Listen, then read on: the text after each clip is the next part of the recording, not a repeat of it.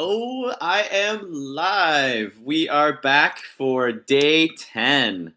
Hello, I actually got here on time today, which I am hyped about. I am grateful that I get to actually make use of the time that I have with you guys.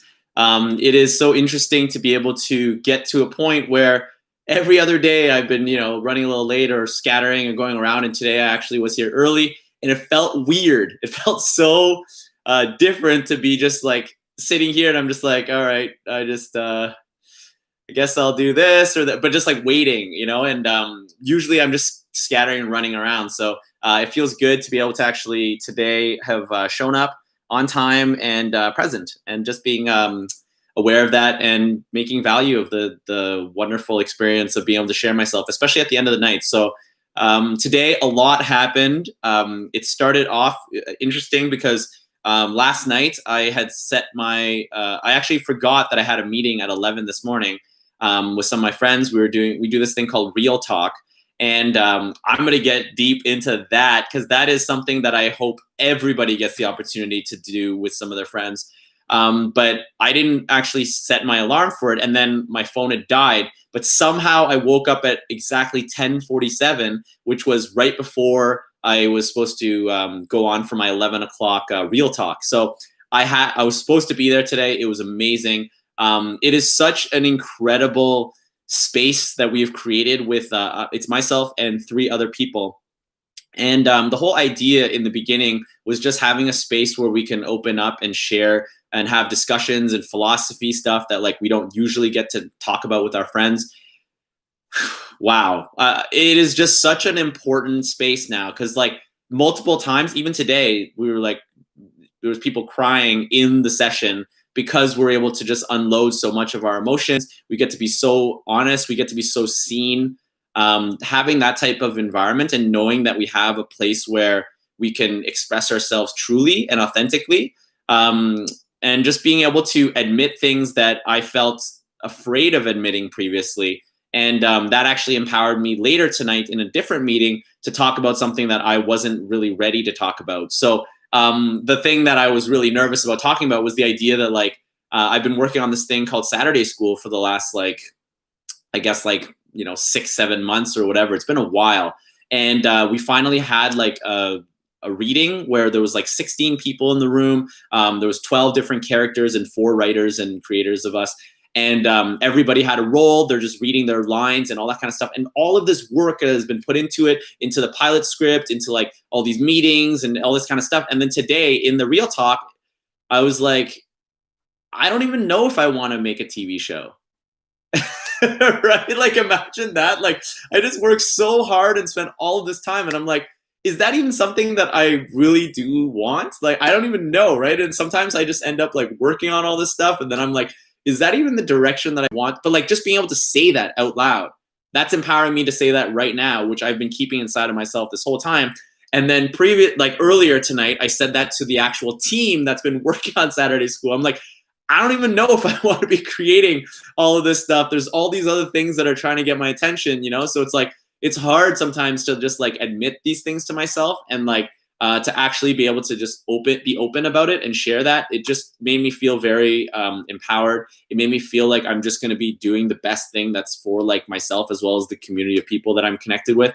And just to have a space where I can actually just be myself fully and authentically. And like that to me is, I think about that whenever I come on here for these lives. I think of it a lot like I would be with my Real Talk friends, because I want to make sure that you guys feel as if like you're actually getting the real me, like this is the realm of the real me. Like, hi, Annie. Yes.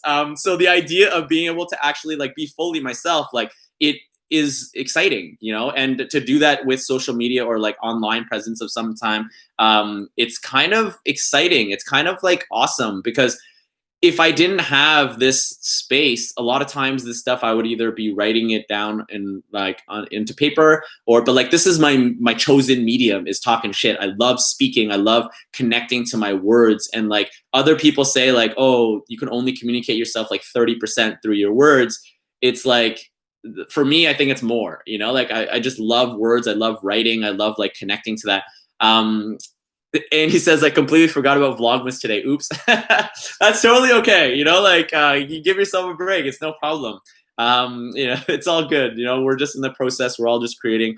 Do it in your own time, and it's been such an interesting experience doing it every night. And the idea of it, I think, the consistency has just been such an important part of it. Like sometimes I'm like, what am I even going to talk about, or where am I going to go? But it's like every day there seems to be something to like break down or analyze. And one of the things that I wanted to talk about today for sure was in the real me, the real talk today.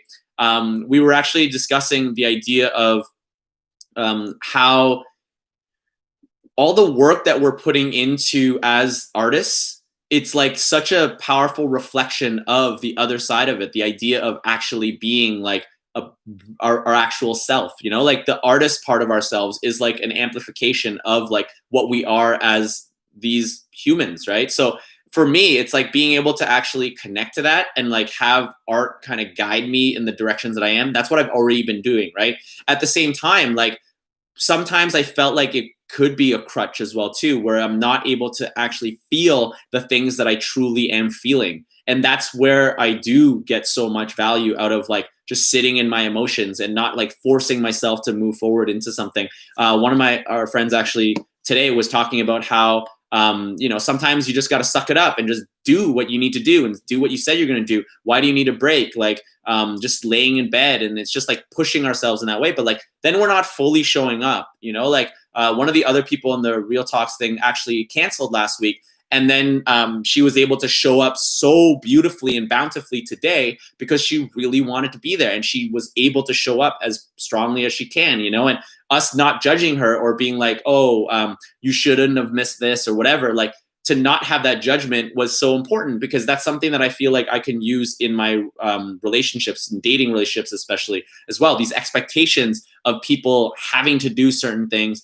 it just is exhausting. It's not like, we have to be willing to forgive other people, and that helps us forgive ourselves so much more too. So people are such like beautiful reflections of ourselves. And the way that I see like a really great relationship is when they're able to reflect back to you where you're at and you're reflecting back to them. And it's kind of infinite in that way. When you have like two mirrors that are just like reflecting each other, there's just like this vibration that's beyond that. And then it's like like this beautiful shattering of like, yes, like the expectations of what like is in that moment. Maybe not shattering, that seemed pretty aggressive for that, but the idea of actually being able to reflect with somebody in such a beautiful way, and it's like infinite in that way. And that's where really I sometimes feel that, is it like, am I dreaming too much? Am I like not being grounded and seeing like what is being offered to me, like because I'm just in this dream state of like what I would love a relationship to look like? And it's like the constant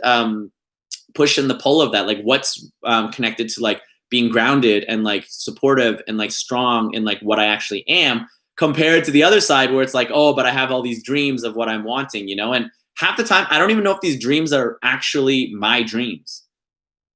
Like I have to like take that in. I'm like, sometimes I'm like, are these dreams like things that were just put in my brain that other people wanted me to be like, whether it's my parents, my family, or like even just the system of the government of like wanting me to have like a 9-to-5 job with children. Like, is that a dream of mine, or is that like something that's been programmed in me? So like, it's important for me to take the time to like, okay, what do I actually want?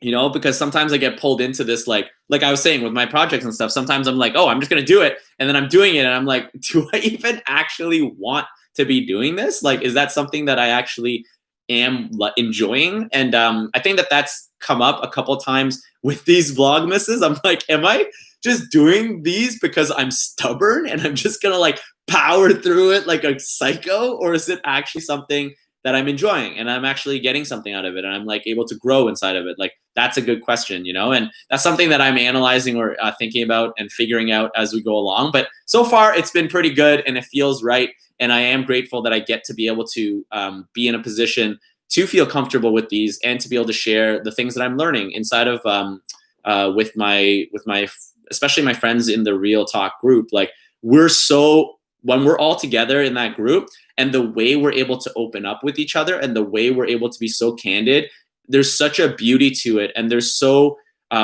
loving inside of it. It really creates an environment where outside of that space, I feel like I know that I'm being supported by them, even if they're not there presently with me, you know? And I spoke about this actually yesterday about my friends Annie and Silva as well. Like in my dream, they came in with me at the same time. They weren't physically with me as I was leaving the venue, and I was crying and stuff like that in the dream yesterday. So for me, it's like my friends and the support systems that I have, even though they're not physically present with me, a lot of times I feel like they're there with me, which I absolutely love. So to all those, by the way, who have been watching these videos after, I watched like one of my these vlogs like just to see the quality of it. The quality is so bad on it. So for you guys to watch them through, like, I appreciate you so much. I was so appreciative that you're watching these, because I was looking at it, I was like, do I need glasses? What the like? And it's so blurry. Like, so I'm actually ordering a webcam. I'm getting one, which I'm pretty hyped about. So the quality is gonna go up whenever that arrives. I have no idea when that is, but like, wow, I can't believe you guys are putting up with this. It means so much to me, you know, that you're taking the time to actually watch. The level of quality was just so crazy bad. So I appreciate that. And it's so exciting to be able to know that, you know, I knew that me doing these vlogs were going to help me in different ways, but like showing me that like I deserve to have better equipment. I deserve to, like, you know, be able to create something that I enjoy the quality of. That's important as well too. That's like the feeling that I have with a lot of my work, and that's actually transferring a little bit into the space that I'm living in too. Like my mom has been here for the last like week and a bit, or week and a half, and it's like, it's the quality of life is just like much higher when my mom is around, for sure, because she cooks so well. Like she helps me clean stuff or whatever, like, and it makes me like motivated to like clean and do better as well too. And to actually go out and do the things that I need to be doing, and to not just like only be lazing around. Not saying that I'm not lazing around a little bit still, but it's like I really do appreciate the effort and the time that she's been putting into that, and it's been actually building our relationship pretty strong. My favorite moment from today of my mom was I was telling her how there's so many great videos of my niece Maddie on Instagram, and then she was like, really, I would love to see that. So I showed her the Instagram page, and she sat there for like 20 minutes just like tapping the side, just looking at each individual like video or picture that has been posted on there. And it's like she was only at like 5 months, so it went from like 1 month, 2 month, 3 month, 4. She was only at 5 months, and she was just like had the biggest smile on her face, and she's like, oh, I'll give you your phone back, but like that was so great, you know. And like tomorrow I'll give it back to her so she can like Maddie's like after like a year or so now too, so like she'll have lots more material, double that. So she doesn't have Instagram though at this point. At first though, I was like, oh, you should just get an Instagram account. And then I was like, oh man, my Instagram lives with Annie. Do I want my mom seeing those? That was one of the things I was like, oh God, like, is that a good idea to get her an Instagram page? Like, yeah, so that was something I rethought of right away, but I was like, okay, if she ends up getting one, it's fine. But yeah. Yeah, I know, right? I'll have to make like a secondary page like Annie has done, you know, just for her mom to look at her like nice pictures, you know, like I'll just put all pictures of me without a beard and long hair on the secondary page, being like, your dream son, mom. Like that's yeah, we talk way too much about buttholes for sure. So I honestly think that this week, so it's been 10 days since I started these. I have, like, honestly, every single time it's been just completely accurate of like which poem I needed to hear at this time. So we're gonna see if this is gonna be this also. So let's kind of go in. Let's see what day 18 is. No, this one is for sure. I've already shared this one. Okay. Okay, sure. Day 19, National Poetry Month. Let's do this. Okay, so.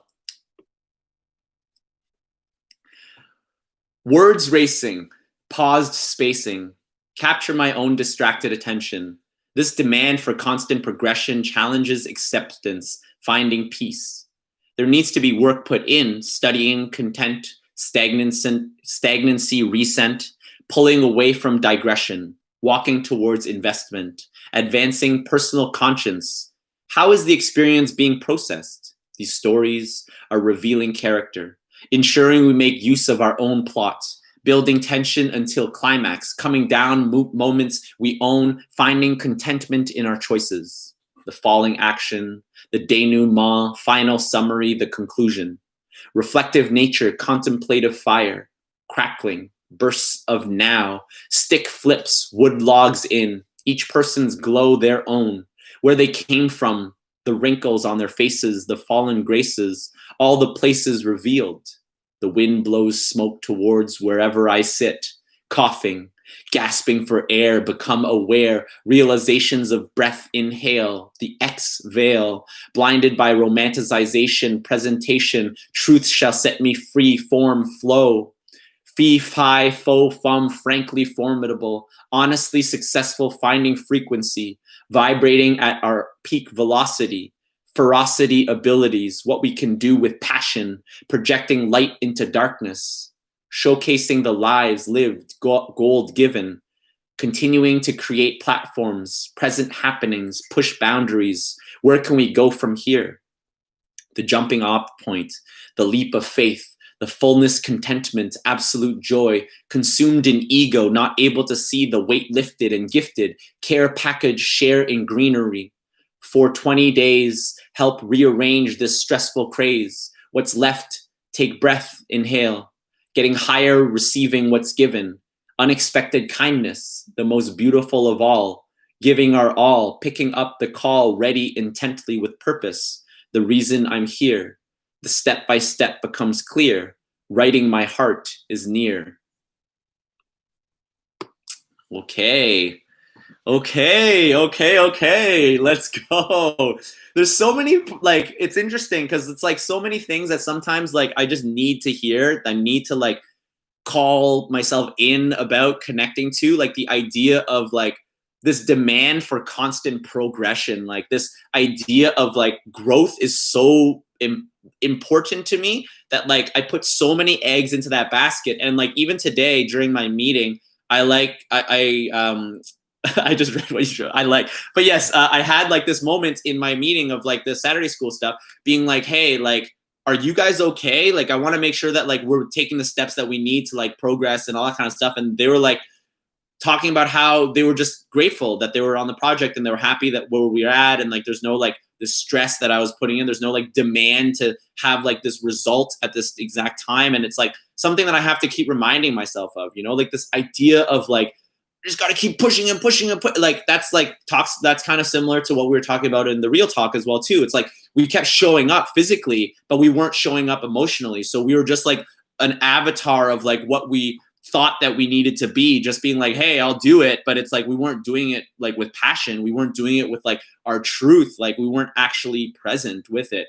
And that's something that I'm really challenging in not only myself, but the people around me. It's like, it's okay to take the time you need. It's okay that like you're resting more than you're like standing up. Like it's okay. Like you are totally worth that. You should be taking the time that you need to rest, reflect, connect to yourself. Like why aren't we doing more of that, right? And I think that there's this idea that we always need to be making money or we need to be hustling all the time. And like that definitely is like a Toronto mindset. Like for years, I just like, oh, I'm a Toronto hustler. I just like hustle all the time. And like, I felt such pride from that. But like, my pride is not in that now. My pride is when I say I'm going to do something and I show up for it, I'm going to do like everything I can to be as present and give as much as I can at that time. But I won't do it if it doesn't like actually, it's not like empowering me to do my best. I only want to be giving my best in that way, you know, and having to let people know, hey, like,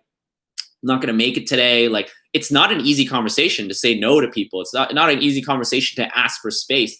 At the same time, like, seldom are things that are most valuable in our lives easy. You know, like, is it easy to break up with somebody? Is it easy to like stop calling your ex? Is it easy to like, those aren't easy things. Those are very challenging things. But like, that's what this is all about. That's why I spend so much time talking about this stuff, why I spend so much time and energy into like building this inside of myself as well as the people around me. Because the more that I talk about this stuff, the more these philosophies and these concepts are being shared, the more that we are empowering each other to be able to say no when we need it, creating the boundaries that we need to be able to actually ask for what we actually truly want. Like, that to me is like, that's really living, you know, and that's what it's all about. And that's exciting, you know. And so this poem is like a back and forth within that stuff, like the idea of like reflective nature, contemplative fire, like that burning of like, I'm like taking in like, oh, I'm thinking about certain things and like I'm really connected to like, you know, my life or whatever. But at the same time, there's all of these like,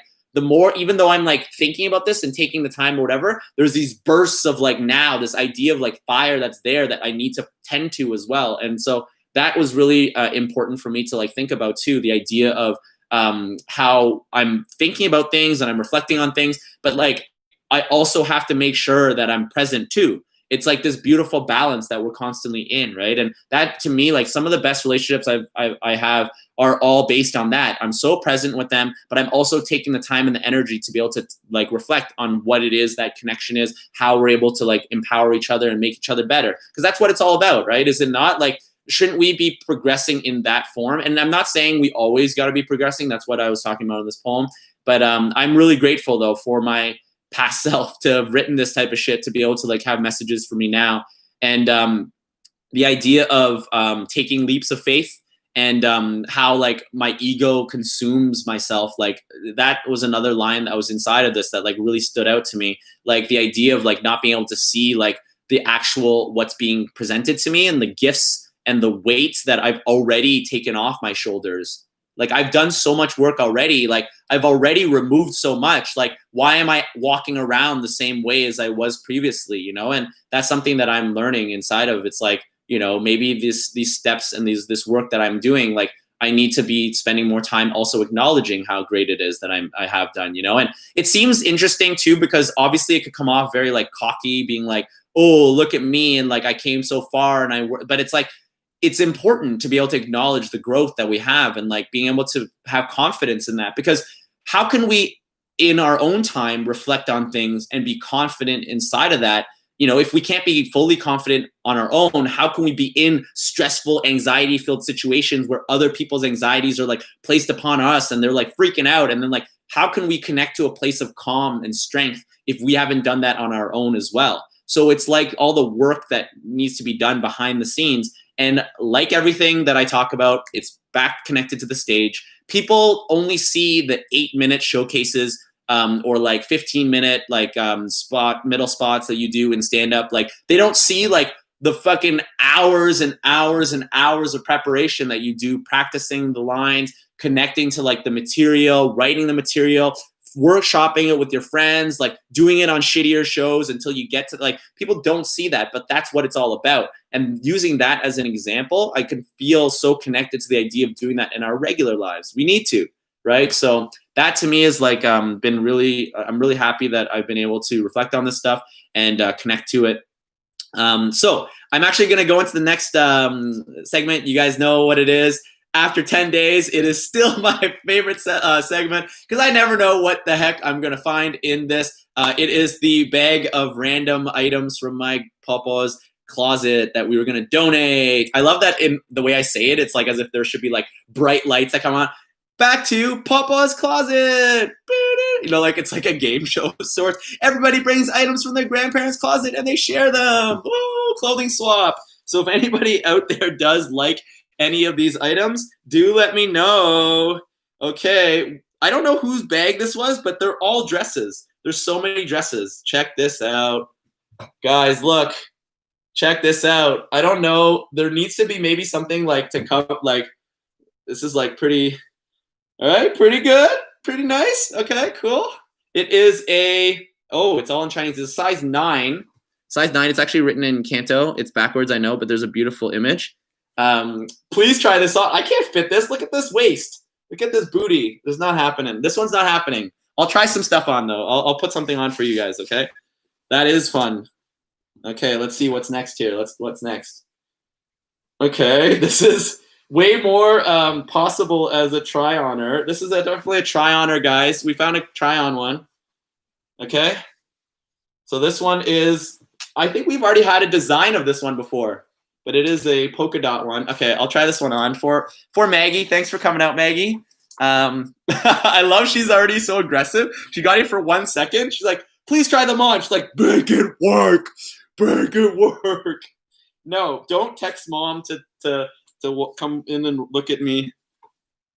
Oh my gosh, this feels so good, guys. I don't know if you can see this, but it is pretty epic. Look at this shit. This is pretty epic. I feel like it's oh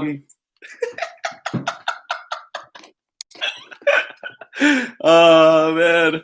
It's so funny because it's like, oh, it's gonna help Anto upgrade his webcam stuff, and then it also got Anto to start being a cross-dresser. That's what this Yo, this is definitely not going on, Maggie. Look at this. It's like a skirt or something. I don't even know what this is, like more of an armband for me. I don't even know what this is. No idea what that is. Let's see. Oh my god, is this like random items? Imagine people are trying to get rid of stuff, then they just threw it in here. So this is like a skirt, like a really big skirt. Yo, this plus the other item I was just wearing, that would be an interesting outfit, eh? I don't think my butt can fit in this, guys. That one's not happening. That one's not happening. Oh, this one's cool. I don't think that I can wear this, but this is an interesting one. You guys, anybody out there want to try this? This one's pretty solid. Look at this. It's like very shiny too, very yellow. Okay, this one's pretty solid. All right. Let's see. Oh my god, there's pants for this. There's a skirt. There's a skirt and there's a full outfit. Anybody want this? Let me know if you want this yellow one. I've already put some of this stuff on to the side for people who wanted them. What is going on here? Okay, let's see what's going on. Wow, this one's another one. Remember, if anybody was here yesterday, it was a very common one of the random dress thing, and then there's a belt that's connected. If you can see, there's a belt as well. I guess it was really popular in the 90s or some shit, or the 80s. It was like pretty. You can see this. Okay, maybe I should put these in hangers so you can see them a bit better. And it's really long too. Definitely not happening. I'm not putting that one on. Let's see. Okay, let's try like 3 more. Let's try 3 more. This looks like a nightie. That's weird. Oh my god, is this another one of these? Okay, this is a huge dress. Who is forcing people to wear these? This is ridiculous. I have no idea who would wear this. There's like a hood on it, but it's like a full-on like giant dress. What is going on? I know you'd see better, but I can't put these on. I need a model. Somebody else could come try these on. I know. Okay, let's see. Oh, this one looks like I could put on then. Okay, this is a jacket. This is a nice jacket. I'll put this one on. I think this one could work. Oh, it's actually way too small.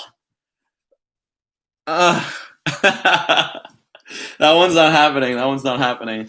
Way too small. Okay, this one's pants. We don't want pants right now. Let's see if there's another. There's another item that we can try on for Maggie's enjoyment here. Okay, a lot of. Okay, this one's pretty solid. Oh, this one's pretty nice. It looks like it's a full-on jacket. This one for sure. Okay. Yeah. Okay, this one looks pretty solid. It's a little bit short as usual for these. Whoever's this was, it's a little bit short, but I think it's pretty solid. Definitely see myself. I can't really like move around. Look, it's like pretty like, but look, it's the shoulders, and then the arms are like there's no way. Like look how long, how much. This is not good for close-up magic at all. That's the only reason I would wear these. Imagine if I had cards right there. That would have been so magical if I had cards. But this one pretty good. This fits pretty well, but I won't be able to keep this one. I think I've only found 3 items from any of these that I can keep. But if anybody out there would like any of these, you could come pick these up, or I can drop these off. It could be your early Christmas presents. Unfortunately, I can't bring any of these to Dominican for Maggie, so sorry about that. But yeah, that was so interesting though. There was so many items there that were just like purely just dresses and things like that. So who knows, by the end of this, maybe I will be able to fit into some, but all of them, I think the sizes just didn't work. You know, it didn't work out. So, but it doesn't mean that I won't, if they fit, if they look like they're going to fit, I'll try them on. I don't know if you remember on like day 2 or something, I found some pants that were like much bigger. And then I had told my mom, I was like, yeah, this one fit my butt. I had no idea. I didn't know why. And my mom was like, oh, that was from when I was like way bigger and stuff. Like I was large. And I was like, are you saying I have a huger butt than to like when you had a big butt like already? But it's like when she was the biggest that she was, that was pretty crazy, you know? So that's pretty ridiculous. So, okay. After that segment, I always love that. That's like one of my favorite segments because it's just so random. I never know what clothing items are going to be. Anybody out there who also finds this kind of stuff, we usually just toss it, right? We have no idea. But this also just shows the excess that we have in this home. I have like 10 more bags like that. So I think all of the family members had just been bringing them any excess clothing. They just brought it and threw it here at Pawpaw's, and then they were like, yeah, you guys get rid of it. We don't want, and maybe Pawpaw enjoyed going through these and looking at seeing if she liked any of the stuff. So, but yes, big shout out to my Pawpaw, who I actually living in her home right now. So many great stories of her. I have this one story I wanted to share today. I remember when I was about 15 years old at this point, and I was just so, I was like this, actually, this is perfect that I'm wearing the shirt. I was always like wearing these like, you know, tank tops, and I like thought that I was like really muscular and stuff like that. You know, thought that I was like so strong. And then I had a lot of cousins. There was 13 of us, right? So I was probably, there was my cousin Jeff, then Jessica. Then I had 2 cousins who actually lived in Hong Kong, Winnie and Alita. And then it was my brother. And then so that was like, my brother was in the age there. And then I was the next one under them, right? So there was like 5 that were older. So there was like at least like 7 or 8 cousins that were younger than me. And so I was like always showing off to them, acting like I was so strong and stuff like that. So this one time there was, they went to the restaurant to go pick up a bunch of shit and like went to the grocery store and that kind of stuff. And then so my grandma asked us all to like help go grab some stuff. And then obviously some of the cousins were too small to actually help. So they're all looking through the window and they always loved like watching this. And then I went out there and I grabbed like one of the jugs of water and I like put it on my shoulder. I felt like I was like in a movie and I was just walking like in from like outside and I like felt like such a bad, I'm like going up the stairs and then my grandma from behind me, she yells, "Hang Hoi La," which was like, get out of the way. And then she had one of the water jugs in each hand and she was literally running up the stairs being like, get out of the way. You're like, and just like kind of like, and I was like, oh my gosh. And then all of the cousins were like cheering for her and they were like, grandma, you're amazing, you're the best, you know, like, and they're all laughing at me. And I'll always remember that because like just the moment was so like it's just such a special moment of like just me as just a silly like boy who thought that I was so strong. And then I like my grandma who was like in her 50s was like way strong, like double the strength of who I was at that time, you know? And I always remember that house too. Like there's such a beautiful imagery of it. Like of like my grandparents and my mom and dad and like them playing mahjong till like 4 a.m. or whatever. We're staying up and playing video games in the living room or in the basement. We even like ended up pretending anytime that there was like Olympics and things, we would set up different place like parts of the room and we would have like Olympic competitions. Like we had the couch at one point was actually the high jump. So then there was like you'd run and you'd have to like jump over that, right? And then I remember one time one of the people jumped and then landed on the high, like the couch, bounced off the couch and smashed their head onto like the bricks that were where the fireplace was, and they're just like laying there like dead. And then we looked at the person who was the judge at the time, and they're like, complete. And then they're like, like I'm so glad I passed. And they're like, and we're like, do they need medical attention? Like, oh man. And so many times we've gotten like fights and stuff like that. I still remember I got in like a fist fight multiple times with one of my cousins. Like, it's just crazy, like conflict stuff too. It was just like so many stories from that space. And like, and it was like 5 minute or like, 15-minute walk, but like 5 minute drive to like the restaurant. And it's called the Peacock Restaurant. And peacocks are like such a beautiful connection to my family. It also shows me a lot about like my grandfather, who he was, as well as how I love to view my life. It's such a beautiful message of what it was peacocks are. So the story of why it was called the Peacock Restaurant was he never actually visited Toronto previously, and so we decided to go to the zoo with him, my parents and my family and my gongong. And so we all go to the zoo, and it wasn't the season for when the peacocks would actually spread their feathers, and because it wasn't mating season supposedly. And but when we went over, the actual peacocks spread their way. Like I should probably learn more about the technical terms of what the peacock's feathers or wings or whatever. Are they wings? I don't even know the wings. Anyways, so they spread their beautiful like wings or whatever, and my gongong like decided at that moment, he was like, wow, like that's such a beautiful message. Like I should name, because he was trying to figure out what the name of the restaurant would be, and then decided that the Peacock Restaurant was the perfect name for it. And then even the image of it is so beautiful, so many colors. It's so great. But like the idea of the peacock is such a powerful connection to the stage as well too. Like the time and the energy that we're putting into like incubation and like putting our like all of our feathers in and like not like spreading them, and then when the show comes, then we're like really big, like way bigger than all of the other, and then we're like kind of like hopping around in that way. And to me it's such a beautiful message of like just picking the right times to be able to shine, and picking the right times to like spread our feathers in that way. And that's something that I actually learned a lot of on how to not burn out. After I was doing comedy for a couple of years, I was always on, just like always. And I would never take time to rest and reflect and like connect to what it was that I truly needed. I was just like spread all the time. Imagine running around with like your feathers spread all the time, basically like always thinking it's mating season, like maybe it's because I was like way too horny all the time, and then just running around like, like hitting on everyone with my feathers, like mating season, So maybe that's something to like be like, okay, I need to take time sometimes to just relax and chill, not like thinking about that or connecting to that, right? So that's good. It's a great message. And a huge shout out to like my gongong too. He's like such an inspiration for my stage stuff.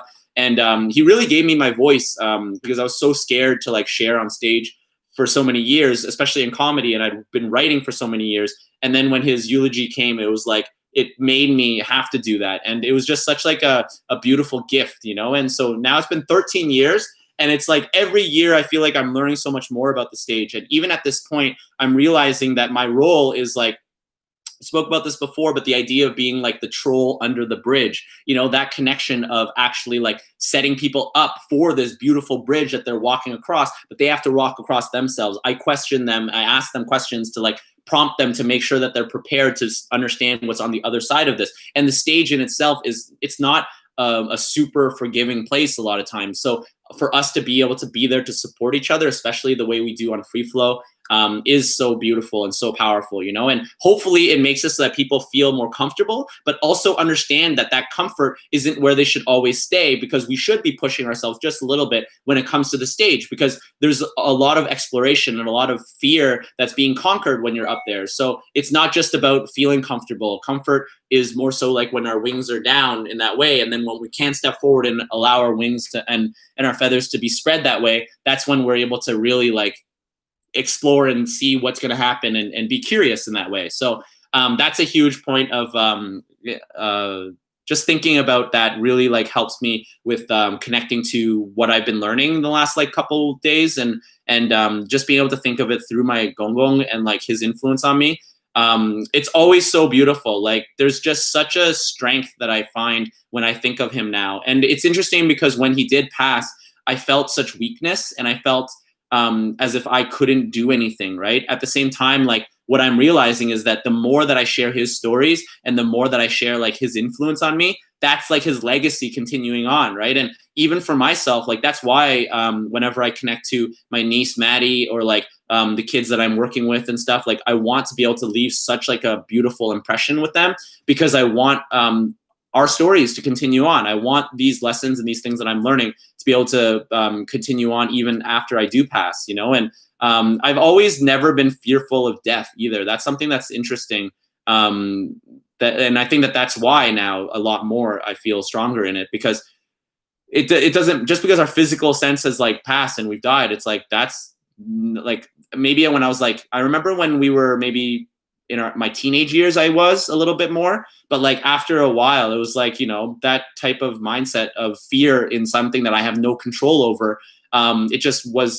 It was freezing me. It was making me feel like overwhelmed, you know? So I alleviated that fear of death and like disconnected from like all of this obsession of like prevention of death and things like that. And it was like, oh, it's all good. I just like flowed in that. And then when my grandfather did pass away, when I was 21, so 14 years ago now, actually, thinking about that, I'm like, yo, this is like a message that even though someone may physically be gone, and it doesn't mean that like they're gone, because if we keep talking about them and we keep sharing their stories, and that's why I find like words and poetry are so powerful. So many of the people who have passed, like the other day I read on Annie's post, it was about it was a Tupac post and like his poetry, and I was like, man, like one day if somebody posted my poetry in this way and like looked at it this way and learned something from it or connected in a certain way, that is such an honor to me in that way, right? So that's what it's all about, is setting ourselves up to be able to like continue to share these beautiful messages that we have, and hopefully people take them in enough to be able to like take that into their lives and be able to grow from that. So, which I would really appreciate. And just in Anto fashion, from such an insightfully deep like moment that I had just built up so powerfully, I'm gonna jump into Confucius Say to end the day. Oh, I'm such a jester sometimes. I always laugh at this. I'm just like bouncing all over the place. Oh, it's so funny though. Okay, so here we go. All right. Confucius Say, the minister of silent films was Charlie Chaplin. Okay, if you know what a chaplain is, you get that. Okay, Confucius Say, Lance Armstrong is out of this world. He's asteroid. Okay. A steroid. Okay, anyways, all right, yes. I never forget a set of breasts. That's excellent mammary. That one's great. I love that. I think I've heard that somewhere else, but I did write this one on my own too. But I did hear somebody use that in a rap or something like that. Confucius Say, the baker's motto is no pain, no grain. Yeah, that one's weird. Okay. Accepting I'll have a sore throat all day. It's just hard to swallow. Oh, I got emotional in that one. That was beautiful. Okay. Okay, here we go. A gymnast's favorite website is Tumblr. That was good. Oh, wow, that one's really offensive. Not going to do that one. The North Pole's most famous action star is Rudolph Lundgren. I don't know if I actually, yeah, I might have used that one before. Rudolph Lundgren. All right. Life is a potluck. We're lucky to be a pot of all of this. Oh man, that one's so bad. That worked in a poem, but it did not work here. Okay. Oh, this one's great. This one's for Maggie because she's in Dominican Republic. Confucius Say, the broke Spanish cook has empanada. Yes, that one's good. And the sexiest gum is Hubba Bubba. So stupid. Okay, I'll do that one last one. When Terry Fox doesn't know the answer, he's stumped. Okay, I can't end with that one. I cannot end with that one. Okay, so I talked about Notorious B.I.G. Notorious B.I.G. visited the Horn of Africa. He was known as Biggie Somalis. That one doesn't work. All right, last one. The fat dad is an unfit parent. I like that one. I'm I'm a fan of that one. Okay, so I'm a fan of that one. That is a good way to end it. That is my last pun of the evening. I really appreciate you guys coming out. Just a really quick summary of what that was really valuable in my Real Talks today was the idea of being able to show up when it actually is connected to where you're supposed to be. You're not just pushing yourself and demanding yourself to finish tasks or things like that when you're actually not ready to do that. So take the time that you need, rest when you need to, give yourself that love and be so patient with yourself, being able to actually show up when you want to show up and are actually fully present for it. There's so much more value than than being able to just force yourself into it and then you're just standing there like a zombie, you don't want that. You want to actually be able to show up and be there for it. So I hope that each and every one of you guys get all the rest that you need and to be able to give that love to yourselves and feel special in that way. You really deserve it. Everybody's working so hard, especially during these seasons, to just uphold our mental health. So to be able to give ourselves the time that we need and to be able to let other people know, hey, I'm going through something, I can't show up, is totally fine as well. So I really appreciate you guys for showing up today for me and to be watching this. It means a lot to me and it's pushing me. It feels really great to have you guys in the chat talking to me and motivating me, getting me excited about this. So I will be back tomorrow at 11:30. Thank you guys so much, and feel really great. And for some reason, I feel like saying God bless. So something came over me. There's a lot of love with God and all that stuff too, and there's also a lot of love for myself. And I'm just really lucky, I find, to be able to be surrounded by people who are just extremely understanding and supportive of my process and the work that I'm doing. So have a great night, and I absolutely love you guys. Have a good night. Peace.